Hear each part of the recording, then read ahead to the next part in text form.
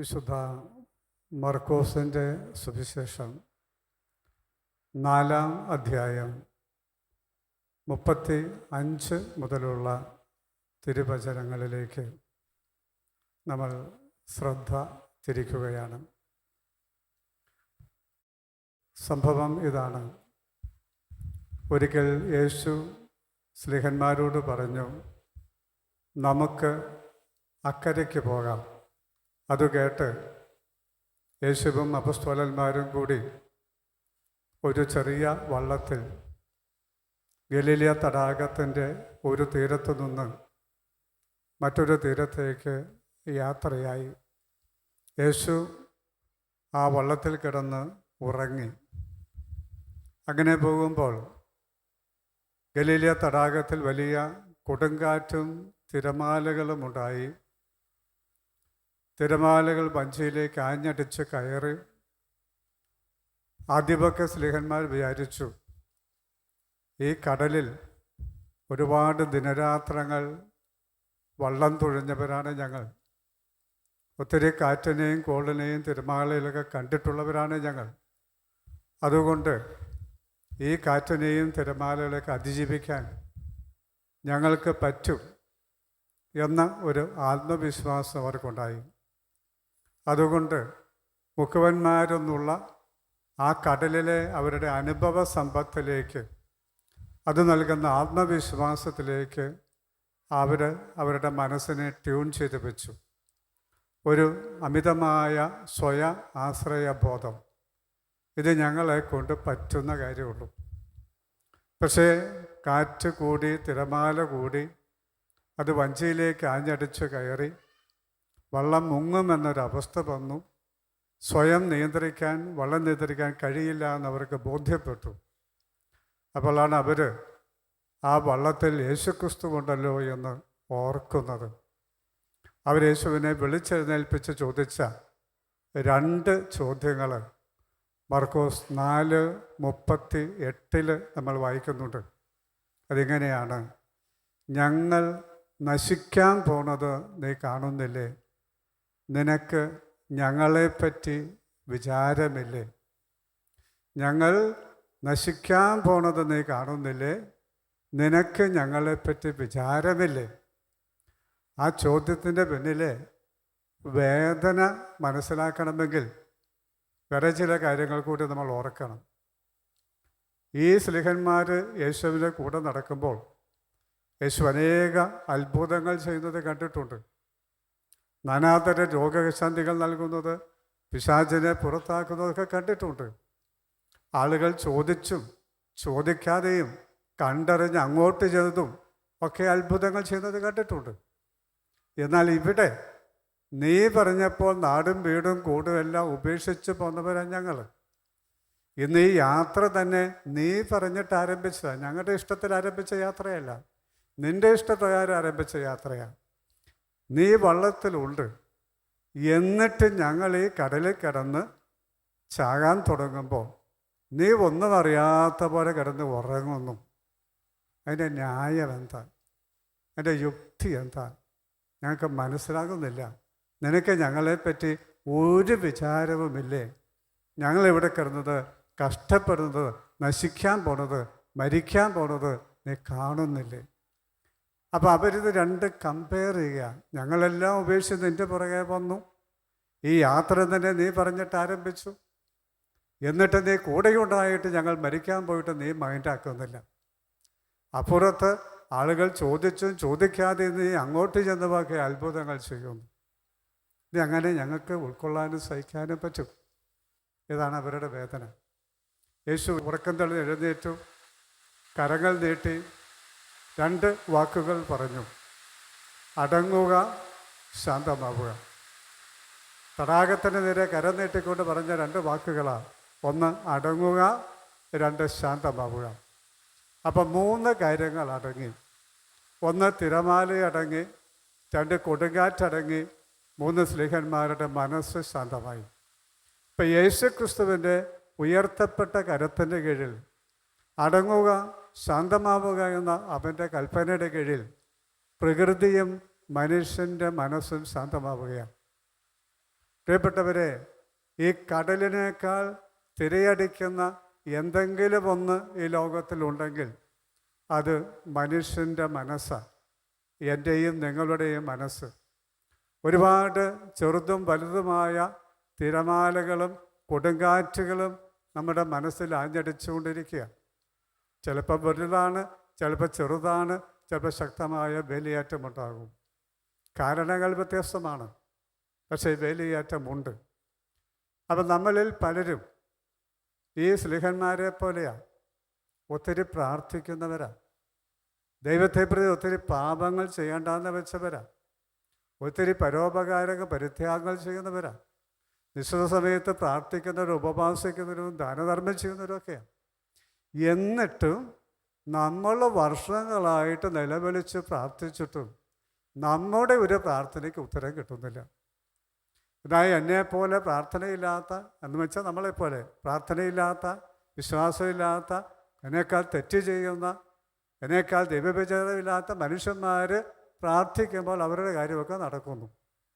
ഞാനിങ്ങനെ എത്രയും കഷ്ടപ്പെട്ട് പ്രാർത്ഥിച്ച് ജീവിച്ചിട്ട് എൻ്റെ പ്രാർത്ഥനയ്ക്ക് എന്തേ ഒരു ഉത്തരം കിട്ടാത്തത്? എന്നോട് ഈ ചോദ്യം ഒരുപാട് പേര് ചോദിച്ചിട്ടുണ്ട്, ഒത്തിരി പേര് ചോദിച്ചിട്ടുണ്ട്, ഇപ്പോഴും ചോദിക്കാറുണ്ട്. അപ്പം നമ്മളൊക്കെ മണ്ടന്മാരാകുക അല്ലേ?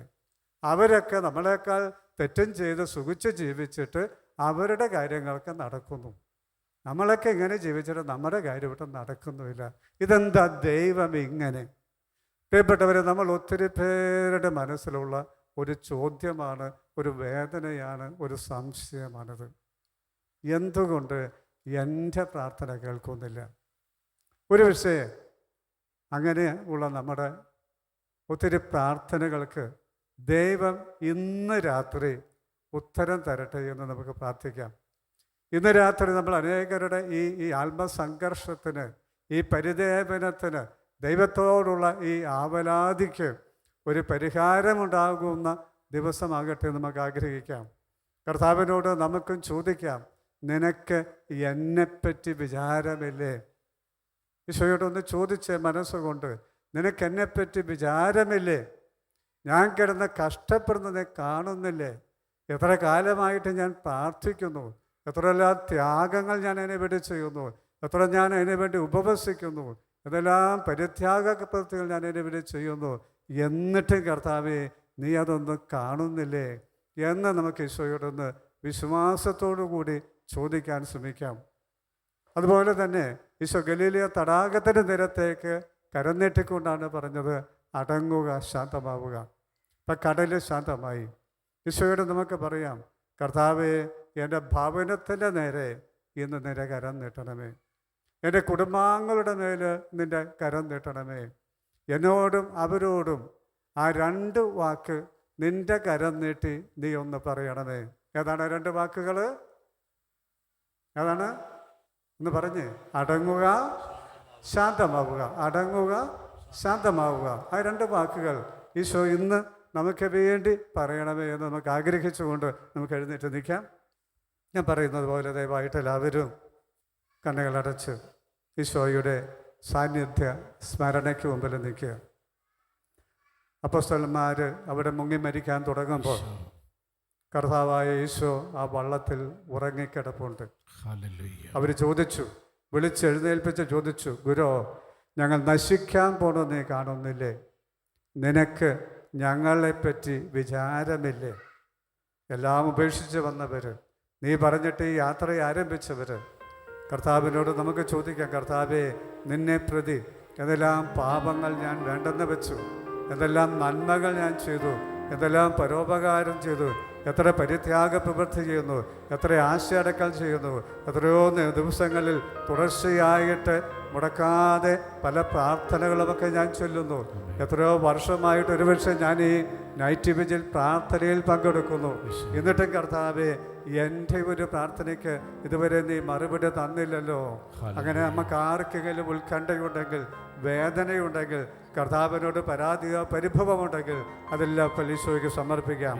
കർത്താവ്, ഇതാണ് ഞാൻ, ഇതാണ് ഞാൻ കടന്നു പോകുന്ന അവസ്ഥ, ഇതാണ് എൻ്റെ ഭൗതികമായ അവസ്ഥ, ഇതാണ് എൻ്റെ സാമ്പത്തികമായ അവസ്ഥ, ഇതാണ് എൻ്റെ കുടുംബത്തിലെ അവസ്ഥ, ഇതാണ് എൻ്റെ തൊഴിൽ മേഖലയിലെ അവസ്ഥ, ഇതാണ് എൻ്റെ പഠന പരീക്ഷ മേഖലയിലെ അവസ്ഥ, ഇതാണ് എൻ്റെ കുടുംബജീവിതത്തിൻ്റെ അവസ്ഥ. കർത്താവേ, ഞാൻ നോക്കിയിട്ട് പരിഹരിക്കപ്പെടാത്ത പ്രശ്നങ്ങളുണ്ട്, കാലാകാലങ്ങളായി പരിഹരിക്കാതെ പ്രശ്നങ്ങളുണ്ട്, കാലാകാലമായിട്ട് ഞാൻ പ്രാർത്ഥിച്ചുകൊണ്ടിരിക്കുന്ന പ്രശ്നങ്ങളുണ്ട്. കർത്താവേ, ഇന്ന് നിന്റെ സുഖപ്പെടുത്തുന്ന കരം, കെട്ടുകളഴിക്കുന്ന കരം എൻ്റെ മേലൊന്ന് നീട്ടണമേ, എൻ്റെ കുടുംബത്തിൻ്റെ മേലൊന്ന് നീട്ടണമേ. ആ രണ്ട് വാക്കുകൾ എനിക്ക് വേണ്ടി നീ എന്ന് ഒന്ന് ഉച്ചരിക്കണമേ എന്ന് നമുക്ക് ആത്മാർത്ഥമായിട്ട് ആഗ്രഹിച്ചുകൊണ്ട് എല്ലാവരും കണ്ണുകൾ അടച്ചു പിടിച്ചുകൊണ്ട് അവനവൻ്റെ കരങ്ങൾ സ്വന്തം തലയിലൊന്ന് കമഴ്ത്തി വെക്കുക. എല്ലാവരും അവനവൻ്റെ കരങ്ങൾ സ്വന്തം തലയിലൊന്ന് കമഴ്ത്തി വെക്കുക. നമ്മൾ പ്രാർത്ഥിക്കുകയാണ്. കർത്താവേ, എൻ്റെ മനസ്സിൻ്റെ വേദനകൾ, എൻ്റെ സങ്കടങ്ങൾ, എൻ്റെ ദുഃഖങ്ങൾ, എൻ്റെ ഭാരങ്ങൾ, എൻ്റെ കുടുംബത്തിലെ അവസ്ഥകൾ എല്ലാം ഞാൻ സമർപ്പിക്കുന്നു. കർത്താവേ, ഇതുകൊണ്ട് ഞാൻ മടുത്തു, ഞാൻ തളർന്നു. അപ്പസ്തോലന്മാരെ പോലെ ഞാനും ഭയപ്പെട്ട് കഴിയുക. മരണഭീതിയുണ്ട്, മരിച്ചോലായി ഒന്ന് ചിന്തിക്കുന്നുണ്ട്, ജീവിതം അവസാനിച്ച് കിട്ടിയില്ലോ എന്ന് ആഗ്രഹിക്കുന്നുണ്ട്. പ്രാർത്ഥന പോലും മടുത്തു.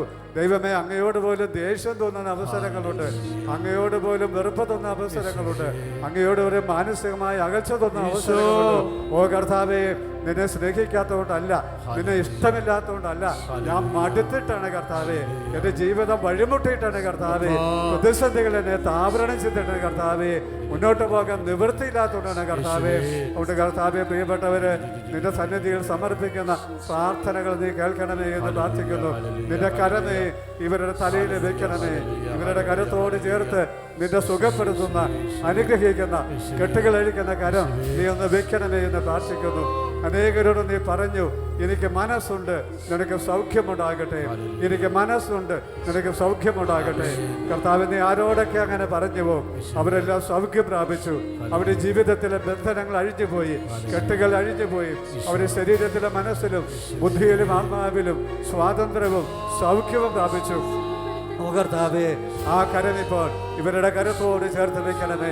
ഒന്ന് പറയണമേ, ഈ രാത്രിയിൽ എനിക്ക് മനസ്സുണ്ട്, നിനക്ക് സൗഖ്യമുണ്ടാകട്ടെ, എനിക്ക് മനസ്സുണ്ട്, നിന്റെ പ്രാർത്ഥന കേൾക്കപ്പെടട്ടെ, എനിക്ക് മനസ്സുണ്ട്, നിന്റെ ബന്ധനങ്ങൾ അഴിയട്ടെ, എനിക്ക് മനസ്സുണ്ട്, നിന്റെ രോഗങ്ങൾ സുഖപ്പെടട്ടെ, എനിക്ക് മനസ്സുണ്ട്, നിന്റെ ജീവിതത്തിലെ പ്രതിസന്ധികൾ മാറിപ്പോകട്ടെ, എനിക്ക് മനസ്സുണ്ട്, നിന്റെ ആത്മീയ ജീവിതത്തിന് ഉണർവുണ്ടാകട്ടെ, എനിക്ക് മനസ്സുണ്ട്, നിന്നെ ബന്ധിച്ചിരിക്കുന്ന കുഷ്ഠാരൂപികൾ ബന്ധിക്കപ്പെടട്ടെ, നിർവീര്യമാക്കപ്പെടട്ടെ, എനിക്ക് മനസ്സുണ്ട്, നിന്റെ കുടുംബത്തിലേക്ക് കൃപ കടന്നു വരട്ടെ, എനിക്ക് മനസ്സുണ്ട്, നിന്റെ കുടുംബം ഇന്ന് അനുഗ്രഹിക്കപ്പെടട്ടെ, എനിക്ക് മനസ്സുണ്ട്, നിന്റെ മുമ്പിൽ അടിഞ്ഞുപോയ വാതിലുകൾ ഇന്ന് തുറന്നു കിട്ടട്ടെ, എനിക്ക് മനസ്സുണ്ട്, നിന്റെ മുമ്പിൽ പുതിയ വഴികൾ തുറന്നു കിട്ടട്ടെ, എനിക്ക് മനസ്സുണ്ട്, നിന്റെ ആകുലതകൾക്ക്, നിന്റെ പരാതികൾക്ക്, നിന്റെ പരിഭവങ്ങൾക്ക്, നിന്റെ സങ്കടങ്ങൾക്ക് ഈ രാത്രിയിൽ ഒരു പരിഹാരമുണ്ടാകട്ടെ. ഓ ഈശോയെ നന്ദി. കർത്താവേ, സ്തോത്രം. കരങ്ങളെ തലയിൽ വെച്ചുകൊണ്ട് നമുക്ക് സ്തുതിച്ച് പ്രാർത്ഥിക്കാം. പറ്റുന്നതുപോലെ സ്തുതിച്ച് പ്രാർത്ഥിക്കാം. ആ സ്ത്രീയന്മാരെ പോലെ പ്രാർത്ഥിക്കാം. കർത്താവേ, എന്റെ പ്രാർത്ഥന കേൾക്കണമേ. ഞങ്ങൾ നശിക്കുന്നത് കാണുന്നില്ലേ, ഞങ്ങളെ പറ്റി വിചാരമില്ല എന്ന് വിളിച്ചു ചോദിക്കാം. കുടുംബത്തെ സമർപ്പിച്ച് പ്രാർത്ഥിക്കാം. കർത്താവേ, സ്തോത്രം. യേശുവേ നന്ദി, യേശുവേ നന്ദി. ഞങ്ങൾക്ക് മറ്റൊരു ദൈവമില്ല, അങ്ങാണ് ഞങ്ങളുടെ ദൈവം, അങ്ങാണ് ഞങ്ങളുടെ രക്ഷകൻ. കർത്താവേ, നിന്റെ നാമത്തിൽ പ്രാർത്ഥിക്കുന്നു, നിന്റെ നാമത്തിൽ ഞാൻ കരങ്ങൾ നീട്ടുന്നു. ഇവരുടെ മേല്, ഇവരുടെ കുടുംബങ്ങളുടെ മേല് നിന്റെ നാമത്തിൽ ഞാൻ കരങ്ങൾ നീട്ടി പ്രാർത്ഥിക്കുന്നു.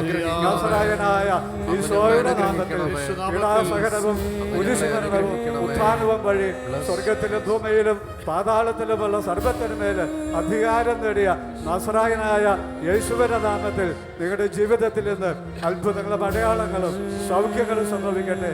നിങ്ങളുടെ പ്രാർത്ഥനകൾക്ക് നിന്ന് കർത്താവ് മറുപടി തരട്ടെ. നിങ്ങളുടെ ബന്ധനങ്ങളിൽ നിന്ന് അഴിയട്ടെ. അടഞ്ഞ വാതിലുകൾ തുറക്കപ്പെടട്ടെ. പുതിയ വഴികൾ തുറന്നു കെട്ടട്ടെ. നിങ്ങളുടെ കുടുംബം അനുഗ്രഹിക്കപ്പെടട്ടെ. കുടുംബത്തിന്മേലുള്ള പാപത്തിന്റെയോ ശാപത്തിന്റെയോ പൈശാചിക ശക്തികളുടെയോ സാമ്പത്തിക ബന്ധനങ്ങളുടെയോ എല്ലാ കെട്ടുകളും നാസറായനായ ഈശോയുടെ നാമത്തിൽ പൊട്ടിപ്പോകട്ടെ എന്ന് പ്രാർത്ഥിക്കുന്നു. കർത്താവെ നിങ്ങളെ അനുഗ്രഹിച്ചുയർത്തട്ടെ, ശുഭമായ ഭാവി തരട്ടെ. കർത്താവെ അനേക കാലമായി പ്രാർത്ഥിച്ചുകൊണ്ടിരിക്കുന്ന പ്രാർത്ഥനകൾക്ക് രാത്രി അവിടുന്ന് മറുപടി നൽകുന്നതോർത്ത് നന്ദി പറയുന്നു. അവരുടെ കെട്ടുകൾ അഴിക്കുന്നതോർത്ത് നന്ദി പറയുന്നു. അവർക്ക് സൗഖ്യം നൽകുന്നതോർത്ത് നന്ദി പറയുന്നു. പെരുവെള്ളത്തിൽ നിന്ന് അവരെ കോരിയെടുക്കുന്നതോർത്ത് നന്ദി പറയുന്നു. അവർക്ക് ശുഭമായ ഭാവിയെ പ്രത്യാശയും നൽകുന്നതോർത്ത് നന്ദി പറയുന്നു. കർത്താവേ, ഇത് കൃപയുടെ രാത്രിയാകട്ടെ, ഇത് സൗഖ്യത്തിന്റെ രാത്രിയാകട്ടെ, അനുഗ്രഹത്തിന്റെ രാത്രിയാകട്ടെ, അഭിഷേകത്തിന്റെ രാത്രിയാകട്ടെ, തിന്മകൾ ബന്ധിക്കപ്പെടുന്ന രാത്രിയാകട്ടെ, രോഗശാന്തികൾ നടക്കുന്ന രാത്രിയാകട്ടെ, കുടുംബം അനുഗ്രഹിക്കപ്പെടുന്ന രാത്രിയാകട്ടെ, തടസ്സങ്ങൾ മാറിപ്പോകുന്ന രാത്രിയാകട്ടെ. ഓ കർത്താവേ സ്തോത്രം, യേശുവേ നന്ദി, യേശുവേ നന്ദി. ആരാധന ആരാധന ആരാധന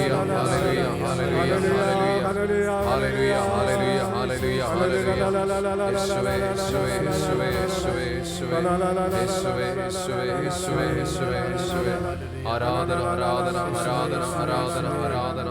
യേശുവേ നന്ദി, യേശുവേ നന്ദി, യേശുവേ നന്ദി. Hallelujah hallelujah. സ്തോത്രം. നീ പറഞ്ഞാൽ ദീനം മാറും, നീ പറഞ്ഞാൽ മരണം മാറും, നീ പറഞ്ഞാൽ ദീനം മാറും, നീ പറഞ്ഞാൽ മരണം മാറും. യേശുവേ നീ പറഞ്ഞാൽ ആരോടൊക്കെ എന്തൊക്കെ പറഞ്ഞോ അതെല്ലാം സംഭവിച്ചു. മരിച്ചവർ ഉയർത്തെഴുന്നേറ്റു, പിശാചുകൾ വിട്ടുപോയി, രോഗികൾ സൗഖ്യപ്പെട്ടു, വെള്ളം വീഞ്ഞായി. കർത്താവേ, കുടുംബം അനുഗ്രഹിക്കപ്പെട്ടു. ഞങ്ങൾക്ക് വേണ്ടി, ഇവർക്ക് വേണ്ടി ഈ രാത്രിയിൽ കരം നീട്ടി ഒരു വാക്ക് പറയണമേ. എനിക്ക് മനസ്സുണ്ട്, എനിക്ക് സൗഖ്യമുണ്ടാകട്ടെ. എനിക്ക് മനസ്സുണ്ട്, നിന്റെ ബന്ധനം കഴിയട്ടെ. എനിക്ക് മനസ്സുണ്ട്, നിന്റെ രോഗം നികത്തട്ടെ. എനിക്ക് മനസ്സുണ്ട്, നിന്റെ പ്രാർത്ഥനകൾക്ക് ഈ രാത്രിയിൽ ഉത്തരവരട്ടെ. കർത്താവേ സ്തോത്രം, യേശുവേ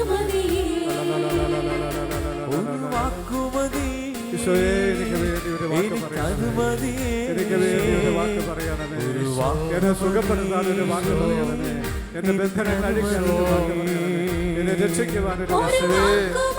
ഹല്ലേലൂയ ഹല്ലേലൂയ.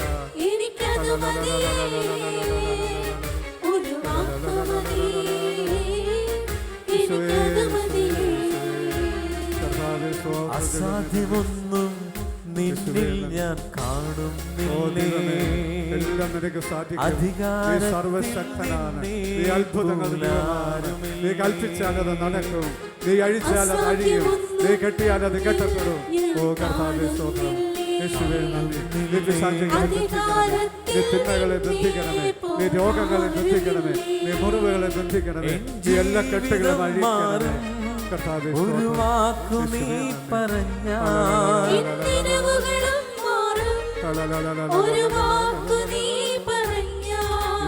ജീവിതം മാറും.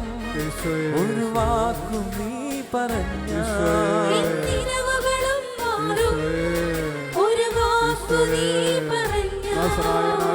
നീ പറഞ്ഞാൽ ദീനം മാറും, നീ പറഞ്ഞാൽ മരണം മാറും. കഷ്ടപ്പാടുകൾ സഹായിക്കുന്ന ദൈവമേ, ഒരു വെള്ളത്തിൽ കോരിയെടുക്കുന്ന ദൈവമേ, കണ്ണുനീരൊപ്പുന്ന ദൈവമേ, കണ്ണുനീരിന്റെ കാരണങ്ങൾ മാറ്റുന്ന ദൈവമേ, ഒരു വാക്ക് അരുളി ചെയ്യണമേ. സുഖപ്പെടുത്തുവാനായി, രക്ഷിക്കുവാനായി, അഭിഷേകം ചെയ്യുവാനായി, തിന്മകളെ ബന്ധിക്കാനായി ഒരു വാക്ക്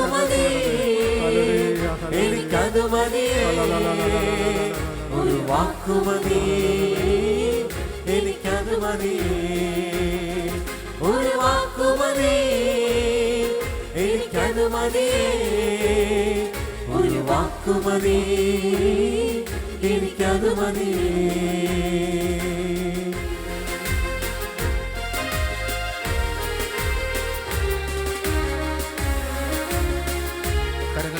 കരങ്ങളടിച്ച് വലിയ വിശ്വാസത്തോടെ പാടി ദൈവത്തെ മഹത്വപ്പെടുത്തി കർത്താവിന്റെ അനുഗ്രഹം സ്വീകരിക്കാം.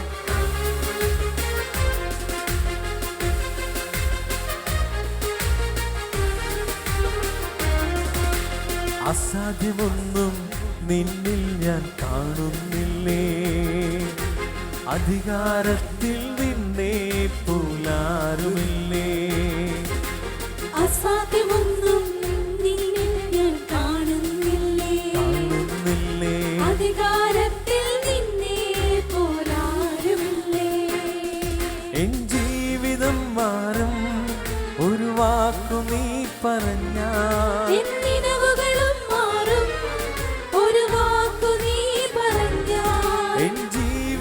മാറും ഒരു വാക്കു നീ പറഞ്ഞാൽ. നിറവുകളും മാറും ഒരു വാക്കു നീ പറഞ്ഞാൽ.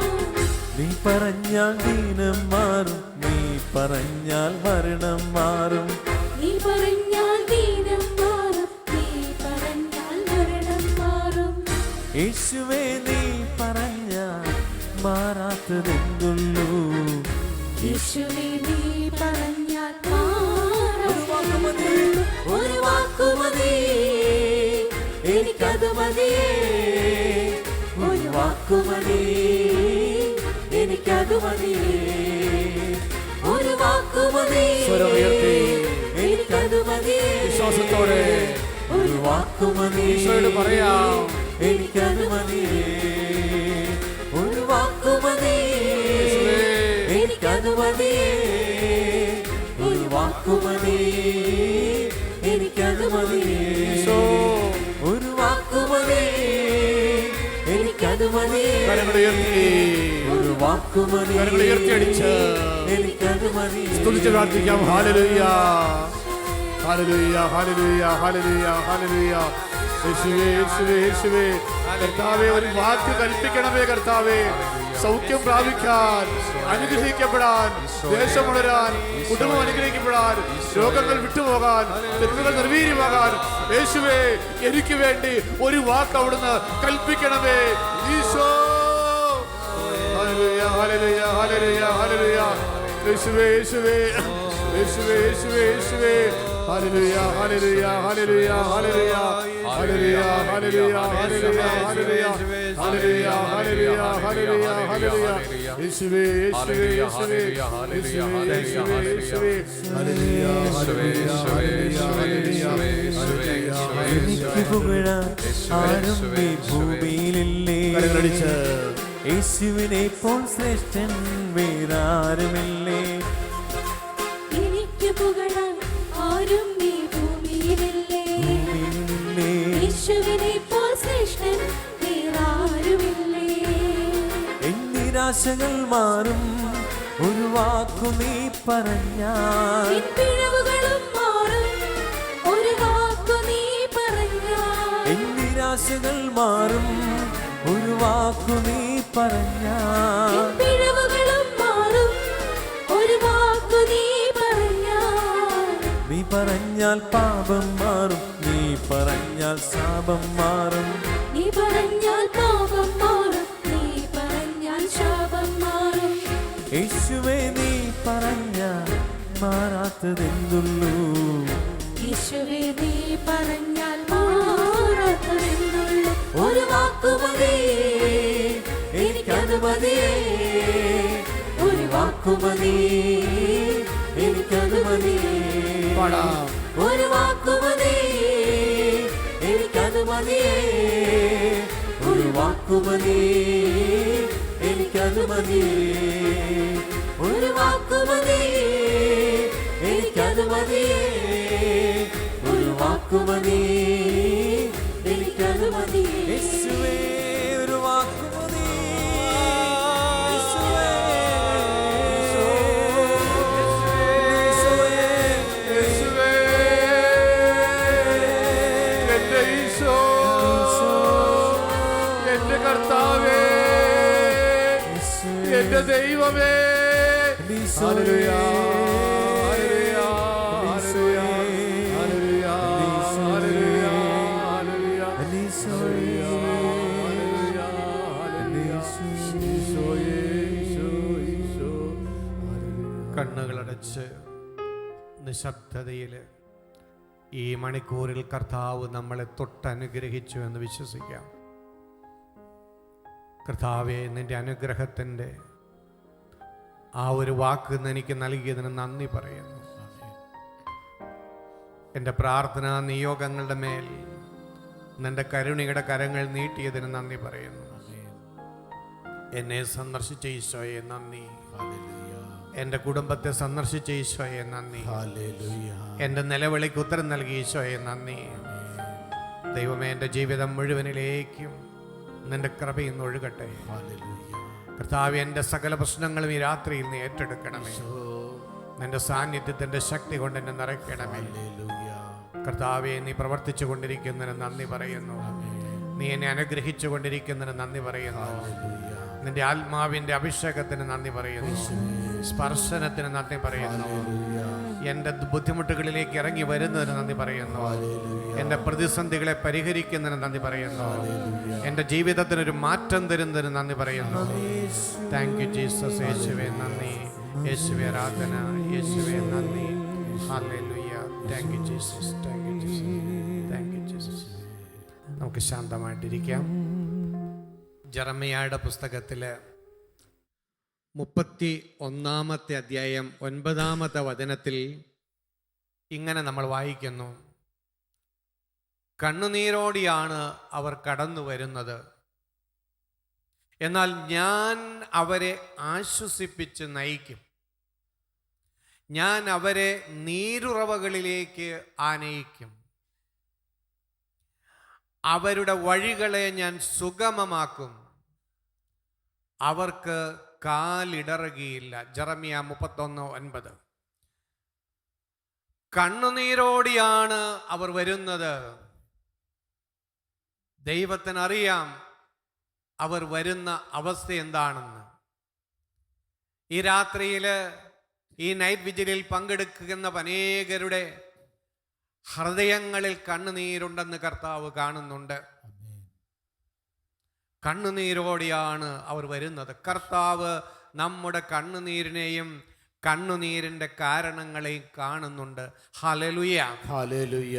ചിലപ്പോൾ നമ്മളുടെ കണ്ണുനീരിൻ്റെ കാരണങ്ങൾ നമ്മുടെ തീരാ രോഗമായിരിക്കാം, അല്ലെങ്കിൽ നമ്മുടെ പ്രിയപ്പെട്ടവരുടെ രോഗമായിരിക്കാം. ചിലപ്പോൾ നമ്മുടെ മക്കളായിരിക്കാം നമ്മളുടെ കണ്ണുനീരിന് കാരണം. ചിലപ്പോൾ നമ്മുടെ ജീവിത പങ്കാളിയായിരിക്കാം നമ്മളുടെ കണ്ണുനീര് രൂപപ്പെടുത്തുന്ന വ്യക്തി. ഒരുപക്ഷെ നമ്മളുടെ ജീവിതത്തിലെ സാമ്പത്തിക പ്രതിസന്ധികളായിരിക്കാം നമ്മളെ നിസ്സഹായതയുടെ കണ്ണുനീര് പൊഴിക്കാൻ ഇടയാക്കി തീർക്കുന്നത്. ഒരുപക്ഷെ അനേക വ്യക്തികൾ, അനേക സംഭവങ്ങൾ നമ്മുടെ കണ്ണുനീരിൻ്റെ പിന്നിലുണ്ടായിരിക്കാം. എന്നാൽ പ്രിയപ്പെട്ടവരെ, ഈ രാത്രിയിൽ നമുക്ക് ആശ്വാസം നൽകുന്ന ഒരു ദൂതാണിത്. കണ്ണുനീരോടെയാണ് അവർ വരുന്നത്. നമ്മുടെ ദൈവം അറിയുന്നു നമ്മുടെ അവസ്ഥ. നമ്മുടെ കണ്ണുനീര് സ്വർഗം കാണുന്നുണ്ട്. നമ്മൾ ഏതവസ്ഥയിലാണെന്ന് സ്വർഗം കണ്ടുകൊണ്ടിരിക്കുന്നു. ഇവിടെ നമുക്ക് പ്രത്യാശ നൽകുന്ന തുടർന്നുള്ള വചനം ഇതാണ്: എന്നാൽ അവർ വരുന്നത് ഇങ്ങനെയൊക്കെ ആണെങ്കിലും ഞാൻ അവരെ ആശ്വസിപ്പിച്ചു നയിക്കും. നമുക്കറിയാം, മനുഷ്യർക്ക് പലപ്പോഴും നമുക്ക് ആശ്വാസം നൽകാൻ കഴിയാത്ത തരത്തിൽ ദുരിതങ്ങളിലൂടെയാണ് നമ്മൾ കടന്നു പോകുന്നത്. സാരമില്ല എന്ന് മനുഷ്യൻ പറഞ്ഞാലും, ദൈവം എല്ലാം നന്മയാക്കി മാറ്റുമെന്നൊക്കെ പറഞ്ഞ് ആശ്വസിപ്പിച്ചാലും നമുക്ക് ആശ്വാസം കിട്ടാത്ത തരത്തിലുള്ള ദുരിതങ്ങളുണ്ട്. പലപ്പോഴും നമ്മുടെ ഉള്ളിലെ വിശ്വാസം മരവിച്ചു പോയ അവസ്ഥകളുണ്ട്. എന്നാൽ ദൈവം പറയുകയാണ്, ഞാൻ അവരെ ആശ്വസിപ്പിക്കുമെന്ന്. വെറുതെ ഒരു ആശ്വാസം നൽകുക മാത്രമല്ല ചെയ്യുന്നത്, ഞാൻ അവരെ ആശ്വസിപ്പിച്ച് നയിക്കും, മുന്നോട്ട് നയിക്കും. നിന്റെ ജീവിതത്തെ ആശ്വാസം നൽകി മുന്നോട്ട് നയിക്കുമെന്ന് ദൈവത്തിൻ്റെ വചനം പറയുകയാണ്. പ്രിയപ്പെട്ടവരെ, തുടർന്ന് പറയുകയാണ്, ഞാൻ അവരെ നീരൊഴുക്കുകളിലേക്ക് നയിക്കും. അവരുടെ ദാഹിച്ചു വരേണ്ട ഹൃദയത്തെ കുളിർപ്പിക്കാൻ കൃപയുടെ നീർച്ചാലുകളിലേക്ക് ഞാൻ നയിക്കും. അനുഗ്രഹത്തിൻ്റെ നീരുറവകളിലേക്ക്, കൃപയുടെ നീരുറവകളിലേക്ക് ഞാൻ അവരെ നയിക്കുമെന്ന് ദൈവം നമുക്ക് ഗ്യാരണ്ടി നൽകുകയാണ്. ഞാൻ അവരുടെ പാതകൾ സുഗമമാക്കും. കഴിഞ്ഞ നാളുകളിൽ നിന്റെ വഴികൾ ദുർഘടം നിറഞ്ഞതായിരുന്നു. നിന്റെ വഴികളിൽ ക്ലേശങ്ങളുണ്ടായിരുന്നു, മുള്ളുകളും കല്ലുകളും ഉണ്ടായിരുന്നു. നിന്റെ കാലുകൾ പലപ്പോഴും പതറിപ്പോയിട്ടുണ്ട്, ഇടറിപ്പോയിട്ടുണ്ട്. നീ കടന്നു വന്ന ജീവിതത്തിൻ്റെ വഴികൾ ക്ലേശം നിറഞ്ഞതായിരുന്നു. ദൈവത്തിനത് അറിയാം. അതുകൊണ്ട് ദൈവം പറയാണ്, ഞാൻ അവരുടെ വഴികൾ സുഗമമാക്കി മാറ്റും. അവരുടെ കാലിന് ഇനി ഇടർച്ചയുണ്ടാകുകയില്ല. ദൈവത്തിൻ്റെ ഈ വചനത്തിൻ്റെ അഭിഷേകം ഈ രാത്രിയിൽ വിശ്വാസത്തോടെ സ്വീകരിക്കണം.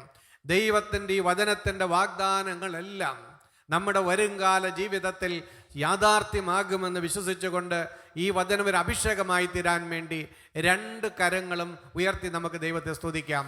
ഹല്ലേലൂയ, ഹല്ലേലൂയ, ഹല്ലേലൂയ. കർത്താവേ, നന്ദി. കർത്താവേ, ഈ വചനം ഞങ്ങളിൽ മാംസം ധരിക്കട്ടെ. ഈ വചനം ഞങ്ങളിൽ യാഥാർത്ഥ്യമാകട്ടെ. ഞങ്ങളുടെ ഭാവി അനുഗ്രഹിക്കപ്പെടട്ടെ. ഞങ്ങളുടെ കണ്ണുനീരുകൾ തുടച്ചു മാറ്റപ്പെടട്ടെ. ഞങ്ങളുടെ കണ്ണുനീരിന്റെ കാരണങ്ങൾ ദൂരീകരിക്കപ്പെടട്ടെ. കൃപയുടെ നീർച്ചാലുകളിലേക്ക് ഞങ്ങളുടെ ജീവിതം നയിക്കപ്പെടട്ടെ. പരിശുദ്ധനായവനെ ആരാധന. ഹല്ലേലൂയ, ഹല്ലേലൂയ, ഹല്ലേലൂയ. ഞങ്ങളുടെ വഴികളിലെ ദുർഘടങ്ങൾ നീങ്ങിപ്പോകട്ടെ. ഹല്ലേലൂയ, ഹല്ലേലൂയ, ഹല്ലേലൂയ. യേശുവേ നന്ദി, യേശുവേ ആരാധന, യേശുവേ സ്തോത്രം, യേശുവേ നന്ദി, യേശുവേ സ്തുതി, യേശുവേ മഹത്വം. ഹല്ലേലൂയ, ഹല്ലേലൂയ, ഹല്ലേലൂയ, ഹല്ലേലൂയ. നന്ദി യേശുവേ, നന്ദി യേശുവേ, നന്ദി. Praise the Lord. ഹല്ലേലൂയ. ഹല്ലേലൂയ.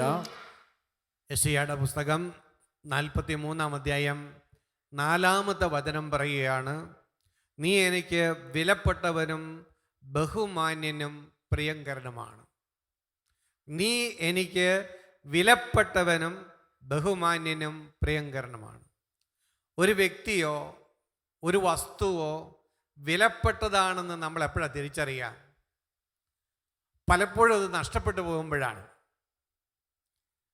വിലയുള്ള വസ്തു നഷ്ടപ്പെട്ടാൽ നമുക്ക് വേദനയുണ്ടാകും. നമ്മളത് നഷ്ടപ്പെട്ടത് കണ്ടുകിട്ടാൻ വേണ്ടി പരിശ്രമിക്കും. ഉദാഹരണത്തിന് ഒരു സ്വർണ്ണമാല നഷ്ടപ്പെട്ടാൽ നമ്മളത് പോട്ടെ, സാരമില്ല, വേറൊന്നും മേടിക്കാം എന്ന് വെക്കുകയില്ല. നമ്മളത് നഷ്ടപ്പെട്ടത് കണ്ടെത്താനുള്ള എല്ലാ പരിശ്രമങ്ങളും നടത്തും. കാരണം സ്വർണത്തിന് വിലയുണ്ട്, നമ്മളും അതുകൊണ്ട് അതിന് വില കൽപ്പിക്കുകയാണ്. എന്നാൽ ഒരു സ്റ്റീൽ ചെയിനാണ് കഴുത്തിൽ നിന്ന് പൊട്ടി വീണതെങ്കിലോ, പോട്ടെ, വേറെ ഒരെണ്ണം മേടിക്കാം എന്ന് വിചാരിക്കും. കാരണം എന്താണ്? ഒരു സ്റ്റീൽ ചെയിന് അത്രേ വിലയുള്ളൂ. അപ്പം വിലയുള്ളത് നഷ്ടപ്പെട്ടാൽ അന്വേഷിച്ച് കണ്ടെത്തും. മനുഷ്യൻ ദൈവത്തിന് പ്രിയപ്പെട്ടവനായിരുന്നു. അതുകൊണ്ടാണ് നഷ്ടപ്പെട്ട മനുഷ്യനെ അന്വേഷിച്ച് കണ്ടെത്താൻ ദൈവം ഭൂമിയിലേക്ക് വന്നത്. Hallelujah, hallelujah. നമുക്കറിയാം, കാണാതെ പോയ ആടിൻ്റെ ഉപമയില് ആ നല്ല ഇടയൻ്റെ കഥ നമുക്കറിയാം. ആ നല്ല ഇടയൻ ചെയ്തത് ആ ആടിനെ അന്വേഷിച്ചുകൊണ്ട് 99നെയും വിട്ടിട്ട് ആ ഒരാടിന് വേണ്ടി പോവുകയാണ്. കാരണം എന്താ? ഈ ആട് ഇടയന് പ്രിയപ്പെട്ടതായിരുന്നു. ഈ ആട് ഈ ഇടയന് വിലയുള്ളതായിരുന്നു. അല്ലെങ്കിൽ ഒരെണ്ണം പോയാലും കുഴപ്പമൊന്നുമില്ല, വേറെ 99 ഉണ്ടല്ലോ എന്ന് വിചാരിച്ച് ഇടയൻ പോയേനെ.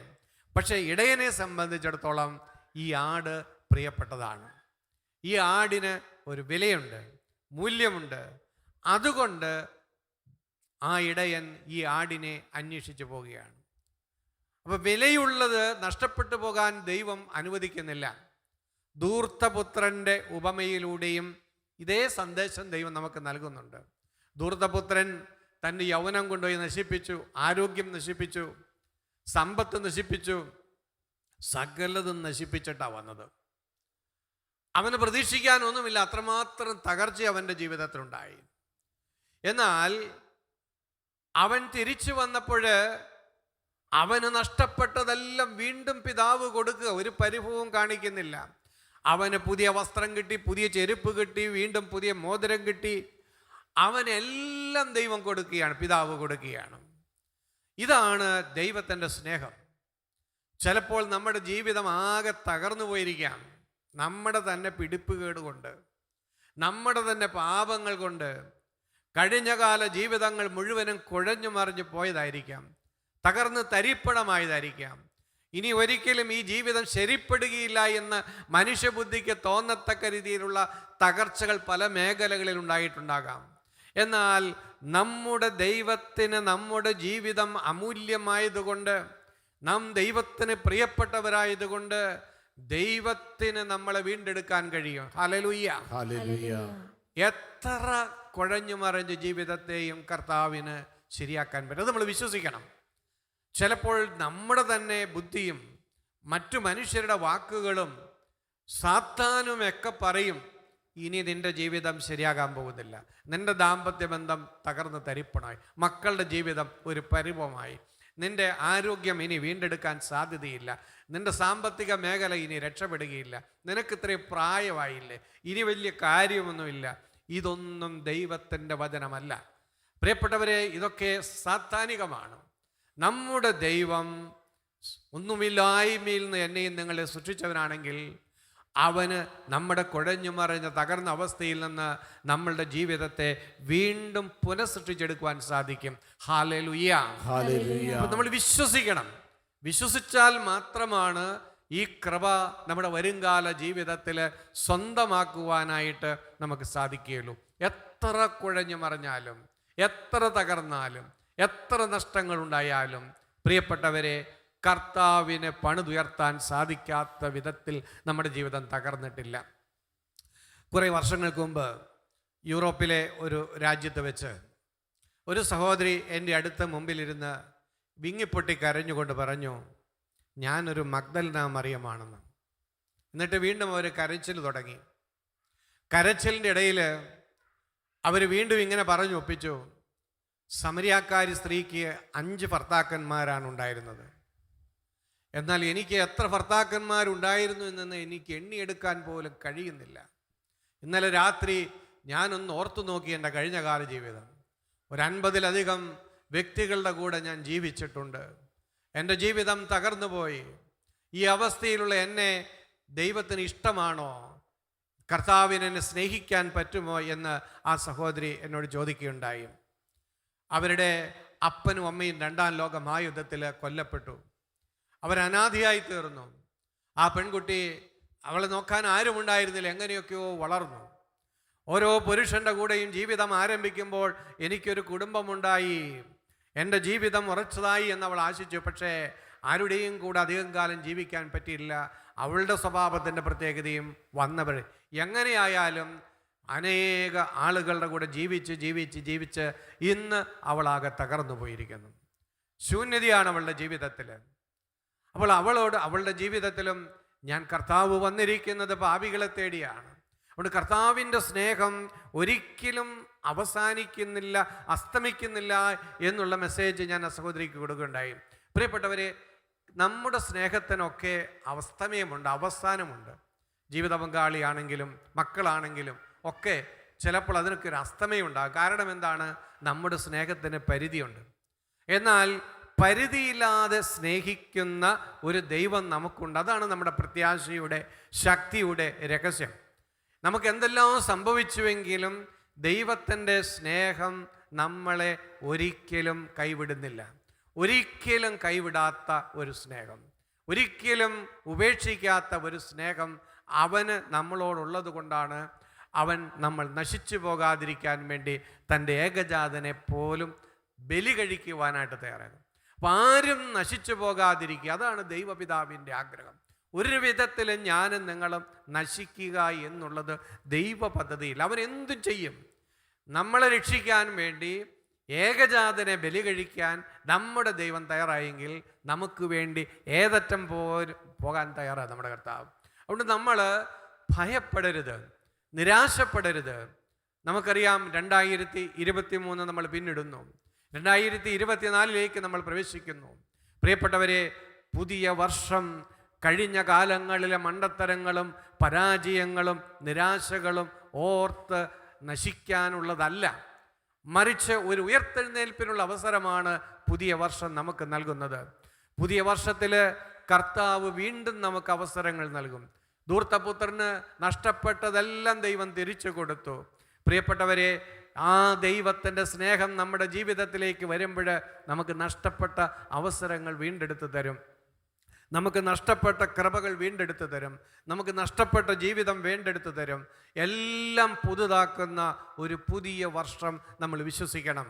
ദൈവം 2024 നമ്മുടെ കുടുംബത്തിന് അനുഗ്രഹത്തിൻ്റെ വർഷമായിരിക്കും. 2024 നമ്മുടെ വ്യക്തി ജീവിതത്തിൽ അനുഗ്രഹത്തിൻ്റെ ഒരു വർഷമായിരിക്കണം. 2024 നമ്മുടെ ആത്മീയ ജീവിതത്തിൽ ഒരു പുതുക്കത്തിൻ്റെ വർഷമായിരിക്കണം. അതുകൊണ്ട് കഴിഞ്ഞ കാലങ്ങളിൽ വന്ന മണ്ടത്തരങ്ങൾ ഓർത്ത് നിരാശപ്പെടാൻ പാടില്ല. ഞാൻ അങ്ങനെയൊക്കെ ചെയ്തു പോയല്ലോ, എൻ്റെ ജീവിതം ഇങ്ങനെയൊക്കെ ആയല്ലോ, അവരെന്നോട് അങ്ങനെ ചെയ്തല്ലോ, എൻ്റെ നല്ല കാലം പോയല്ലോ, ഇങ്ങനെയുള്ള നെഗറ്റീവ് ചിന്തകളെല്ലാം നമ്മൾ ഉപേക്ഷിക്കണം. പരിശുദ്ധാത്മാവ് നമ്മുടെ ജീവിതത്തെ ഏറ്റെടുത്ത് കഴിയുമ്പോൾ അവൻ സകലതും പുതുതാക്കും. നമ്മുടെ ബന്ധങ്ങളെ പുതുതാക്കും, പ്രവർത്തന മേഖലകളെ നവീകരിക്കും. നമ്മുടെ നഷ്ടങ്ങളും കഷ്ടങ്ങളും എല്ലാം ലാഭമാക്കി മാറ്റുവാൻ നമ്മുടെ കർത്താവിന് സാധിക്കും. അതുകൊണ്ട് കുറ്റബോധത്തിൽ നമ്മൾ ജീവിക്കാൻ പാടില്ല, നിരാശയിൽ നമ്മൾ ജീവിക്കാൻ പാടില്ല, സങ്കടപ്പെട്ട് നമ്മൾ ജീവിക്കാൻ പാടില്ല. സങ്കടം വരും, മനുഷ്യരാണ്.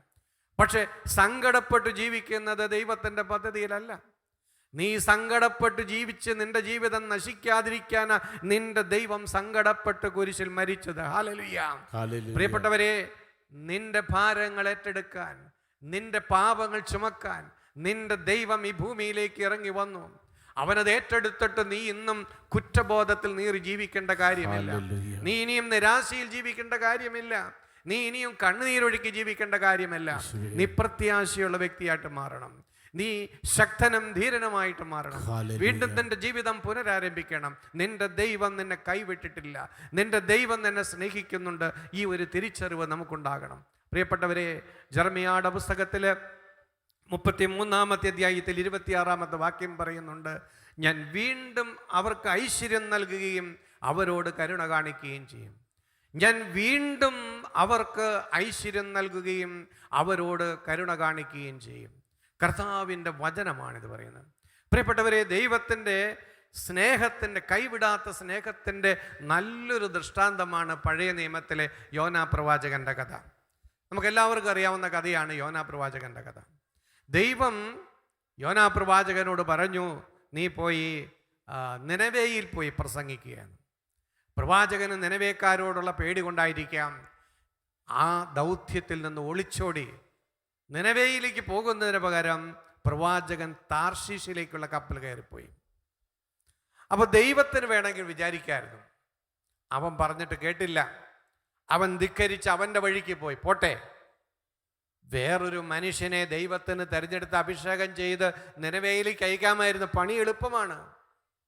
ഈ ഭൂമിയിൽ ഏതൊരു മനുഷ്യനെ വേണമെങ്കിലും ദൈവത്തിന് തിരഞ്ഞെടുക്കാം, അഭിഷേകം ചെയ്യാം. ഈ യോനായ്ക്ക് പകരമായി നീ നിനവേയിലേക്ക് പോകാൻ പറഞ്ഞാൽ ആരെങ്കിലുമൊക്കെ പോകാനുണ്ടാകും. പക്ഷെ ദൈവം നോക്കിയ വഴി അതല്ല. മറിച്ച് ദൈവം എന്താ ചെയ്തത്? വഴിതെറ്റിപ്പോയവനെ, ഓടി ഒളിച്ചവനെ, അവനെ തിരിച്ചു കൊണ്ടുവരാൻ വേണ്ടി ദൈവം കുറെ കഷ്ടപ്പെട്ടു. ഓർക്കണം, കടലിലേക്ക് അവൻ യാത്ര ചെയ്ത കപ്പൽ യാത്ര ചെയ്യുന്ന കടലിലേക്ക് ദൈവം ആദ്യം ഒരു കൊടുങ്കാറ്റിനെ അയക്കുക. കൊടുങ്കാറ്റിൽ കപ്പൽ തകരുമെന്നുള്ള ഉറപ്പായി കഴിഞ്ഞപ്പോഴത്തേക്ക് എന്താ ചെയ്ത? കപ്പലിലുള്ള വെയിറ്റ് എല്ലാം കുറയ്ക്കാൻ വേണ്ടി ചരക്കുകൾ എല്ലാം പുറത്തെറിഞ്ഞു. എന്നിട്ടും കടൽ ശാന്തമാകുന്നില്ല.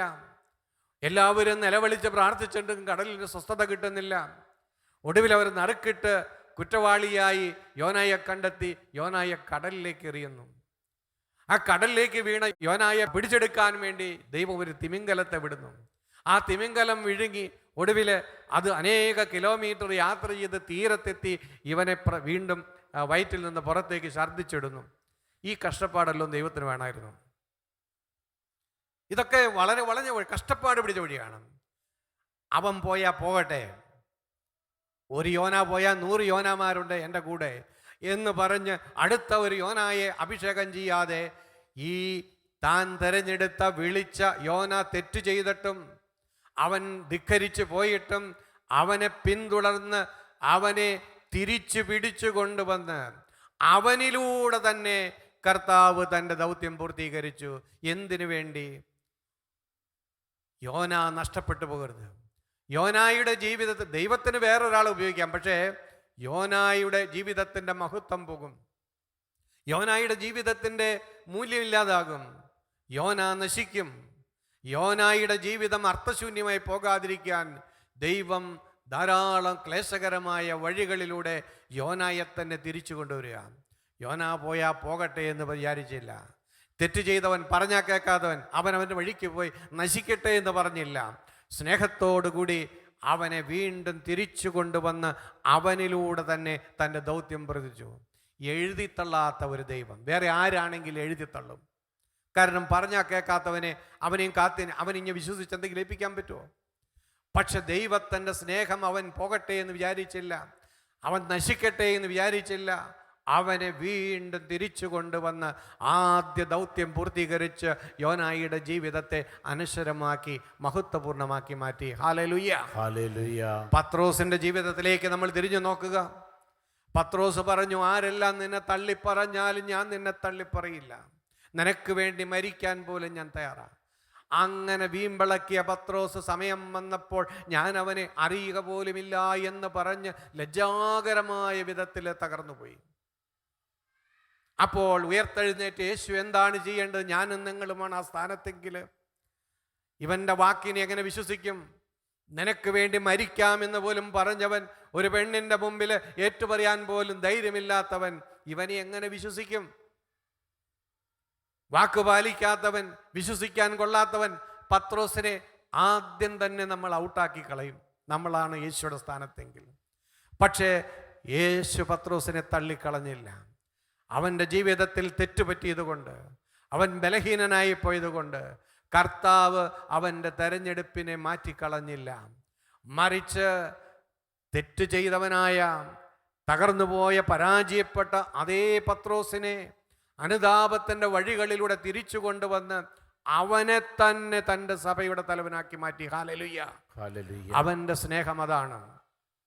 ജീവിതത്തിൽ ഒരു മണ്ടത്തരം പറ്റിയതിൻ്റെ പേരിൽ, ഒരിക്കൽ വീണുപോയതിൻ്റെ പേരിൽ, നിന്റെ ബലഹീനതയുടെ പേരിൽ നിന്റെ കർത്താവ് കണക്കെഴുതി വെച്ച് അതിൻ്റെ പേരിൽ തള്ളിക്കളയുന്നവനല്ല. ഇന്നലകളിൽ സംഭവിച്ച കുറവുകളുടെ പേരിൽ ദൈവം നിന്റെ പ്രാർത്ഥന കേൾക്കാതിരിക്കുകയില്ല.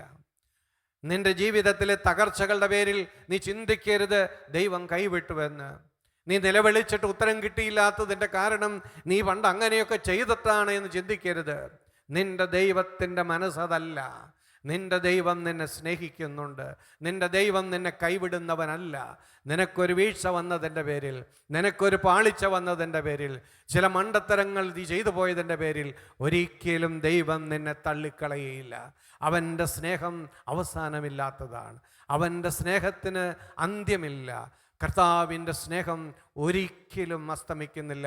പ്രിയപ്പെട്ടവരെ, ഈ ചിന്തകൾ നമ്മുടെ മനസ്സിൽ നിറഞ്ഞു നിൽക്കണം. സാത്താൻ കടന്നു വന്ന് നമ്മളെ നഷ്ടധൈര്യരാക്കാൻ വേണ്ടി പറയും, ദൈവം നിന്നെ കൈവിട്ടു. ഇല്ല, കൈവിടാത്ത സ്നേഹമാണ് ദൈവം. എഴുതിത്തള്ളാത്ത സ്നേഹമാണ് ദൈവം. അതുകൊണ്ട് നിന്റെ ജീവിതത്തിൻ്റെ പ്രത്യാശ ഈ സ്നേഹമായിരിക്കണം, നിന്റെ കഴിവല്ല.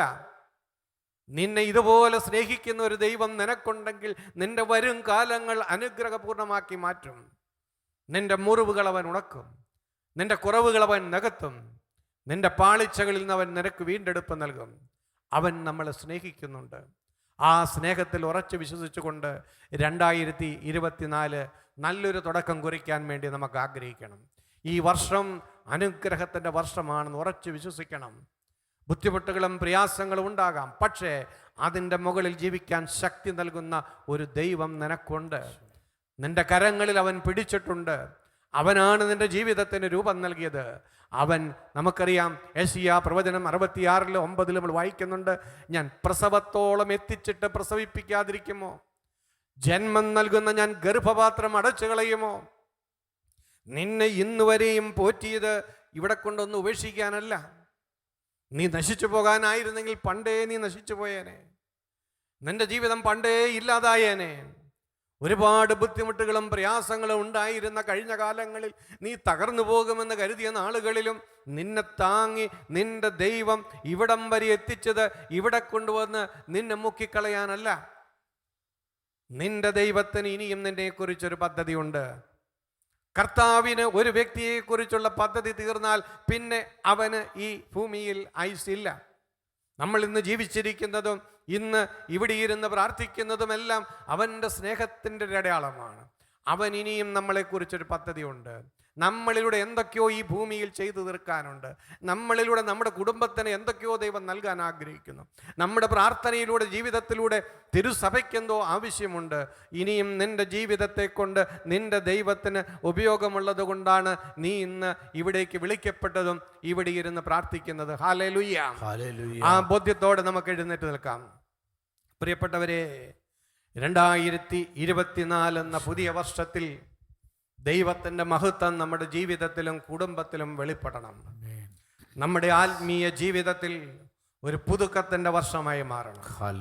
23 വന്ന കുറവുകളും വീഴ്ചകളും എല്ലാം പരിഹരിക്കപ്പെടണം. ഈ രാത്രിയിൽ നമുക്ക് പ്രാർത്ഥിക്കാം. പുതിയ വർഷത്തിന് വേണ്ടി എന്നെ ഒരുക്കണമേ. പുതിയ വർഷത്തിന് വേണ്ടി എന്നെ അഭിഷേകം ചെയ്യണമേ. എന്റെ കുടുംബത്തിന് അനുഗ്രഹമാക്കി മാറ്റണമേ. എന്റെ ജീവിതത്തെ രൂപാന്തരപ്പെടുത്തണമേ. എന്നെ ഈ രാത്രിയിൽ സന്ദർശിക്കണമേ. അങ്ങയുടെ ആത്മാവ് കൊണ്ട് എന്നെ നിറയ്ക്കണമേ. ഒരു പുതിയ ശക്തി എനിക്ക് നൽകണമേ. ഹല്ലേലൂയ. രണ്ട് കരങ്ങളും വിടർത്തിപ്പിടിച്ചുകൊണ്ട് 2024 വരവേൽക്കാം. 2024 കർത്താവ് ഒരുക്കുന്ന വലിയ അനുഗ്രഹങ്ങൾ വിശ്വാസത്തോടെ കാണാം. നിന്റെ മക്കൾ അനുഗ്രഹിക്കപ്പെടും. സാമ്പത്തിക മേഖലകൾ അനുഗ്രഹിക്കപ്പെടും. ദാമ്പത്യ ജീവിതം അനുഗ്രഹിക്കപ്പെടും. നിന്റെ കൃഷിയിടങ്ങൾ അനുഗ്രഹിക്കപ്പെടും. നിന്റെ വിദ്യാഭ്യാസം അനുഗ്രഹിക്കപ്പെടും. കർത്താവ് നിന്നെ രൂപാന്തരപ്പെടുത്തും. ആ ബോധ്യത്തോടെ സ്തുതിച്ച് പ്രാർത്ഥിക്കാം. ഹല്ലേലൂയ, ഹല്ലേലൂയ, ഹല്ലേലൂയ, hallelujah, hallelujah, hallelujah, hallelujah, hallelujah, hallelujah, hallelujah, hallelujah, hallelujah, hallelujah, hallelujah, hallelujah, hallelujah, hallelujah, hallelujah, hallelujah. Isho, Isho, Isho, Isho, യേശുവേ, യേശുവേ, യേശുവേ, യേശുവേ, യേശുവേ, യേശുവേ, യേശുവേ, hallelujah, hallelujah, hallelujah, hallelujah. Hallelujah, hallelujah, hallelujah, hallelujah, hallelujah, hallelujah, hallelujah, hallelujah. Yeshua, Yeshua, Yeshua, Yeshua. Hallelujah, hallelujah, hallelujah, hallelujah, hallelujah. Yeshua, Yeshua, Yeshua, Yeshua, Yeshua, Yeshua, Yeshua. പ്രത്യാശയാൽ പ്രശോഭിതം, പ്രത്യാശയാൽ പ്രശോഭിതം. ഈയൊരു വർഷം, പുതിയൊരു വർഷം, ഈയൊരു വർഷം പുതിയൊരു വർഷം, ദൈവം കൂടെയുണ്ട്. ദൈവം കൂട്ടിനുണ്ട്. ദൈവം നമ്മെ നയിക്കും. ദൈവം നമ്മെ നടത്തും. ദൈവം കൂടെയുണ്ട്. ദൈവം കൂട്ടിനുണ്ട്. ദൈവം നമ്മെ നയിക്കും. ദൈവം നമ്മെ നടത്തും. 2024 ദൈവം നിങ്ങളുടെ ജീവിതത്തിൽ ചെയ്തു തരാൻ ആഗ്രഹിക്കുന്ന എല്ലാ കാര്യങ്ങളെയും, നിങ്ങൾ ആഗ്രഹിക്കുന്ന മുഴുവൻ നിയോഗങ്ങളെയും ഇപ്പോൾ തമ്പുരാന്റെ കരങ്ങളിലേക്ക് കൊടുക്കുക. കർത്താവേ, ഈ രാത്രി എന്നെ അനുഗ്രഹിക്കണമേ. 2023 ജീവിച്ചതുപോലെ 2024 നമ്മൾ ജീവിക്കണം. ഈ വർഷം സംഭവിച്ച മണ്ടത്തരങ്ങൾ 2024 ആവർത്തിക്കരുത്. 2023 ഞാൻ എനിക്ക് വേണ്ടിയാണ് പലപ്പോഴും ജീവിച്ചത്. 2024 എൻ്റെ കർത്താവിന് വേണ്ടി ഞാൻ ജീവിക്കും. അവൻ്റെ ഇഷ്ടമനുസരിച്ച് ഞാൻ ജീവിക്കും. എൻ്റെ ദൈവമേ, നിനക്കിഷ്ടമില്ലാത്തതെല്ലാം ഞാൻ ഉപേക്ഷിക്കുന്നു. ഈ നാളുകളിലുണ്ടായ എല്ലാ ബലഹീനതകളും പാപങ്ങളും ഞാൻ ഏറ്റുപറയുന്നു. കർത്താവേ, ഒരു പുതിയ ജീവിതം എനിക്ക് നൽകണമേ. പുതിയ വർഷത്തിൽ എൻ്റെ ജീവിതത്തെ പുതുതാക്കി മാറ്റണമേ. കർത്താവേ, നീ ആഗ്രഹിക്കുന്ന പോലെ ജീവിക്കാനുള്ള കൃപ എനിക്ക് തരണമേ. എൻ്റെ കുടുംബത്തിന് ഞാനൊരു അനുഗ്രഹമായി മാറണമേ. എൻ്റെ ജീവിത പങ്കാളിക്ക് ഞാനൊരു അനുഗ്രഹമായി തീരട്ടെ. എൻ്റെ കുഞ്ഞു മക്കൾക്ക് ഞാനൊരു അനുഗ്രഹമായി തീരട്ടെ. എൻ്റെ ഇടവകയ്ക്ക് ഞാനൊരു അനുഗ്രഹമായി മാറട്ടെ. എന്നെ ഒരു അനുഗ്രഹമാക്കി മാറ്റണമേ. അനുഗ്രഹത്തിന്റെ ഉറവിടമായി ദൈവമേ, ഈ രാത്രിയിൽ എന്നെ അനുഗ്രഹിക്കണമേ. Hallelujah, hallelujah, hallelujah. Shialaharia baraharia. Soborohoria baraharia. Yesve nandi, Yesve nandi, Yesve stotra. Yesve nandi, hallelujah. Yesve nandi, hallelujah. Yesve nandi, Yesve nandi, Yesve nandi, Yesve nandi. അനുഗ്രഹമാക്കണമേ, എന്നെ അനുഗ്രഹമാക്കണമേ. അനുഗ്രഹമാക്കണമേ, എന്നെ അനുഗ്രഹമാക്കണമേ. അനുഗ്രഹമാക്കണമേ, എന്നെ അനുഗ്രഹമാക്കണമേ. അനുഗ്രഹമാക്കണമേ, എന്നെ അനുഗ്രഹമാക്കണമേ. അനുഗ്രഹമാക്കണമേ, എന്നെ അനുഗ്രഹമാക്കണമേ. അനുഗ്രഹമാക്കണമേ, എന്നെ അനുഗ്രഹമാക്കണമേ. അനുഗ്രഹമാക്കണമേ, എന്നെ അനുഗ്രഹമാക്കണമേ. കരങ്ങൾ നെഞ്ചോട് ചേർത്ത് വെച്ച് ദൈവ സാന്നിധ്യം അനുഭവിച്ച്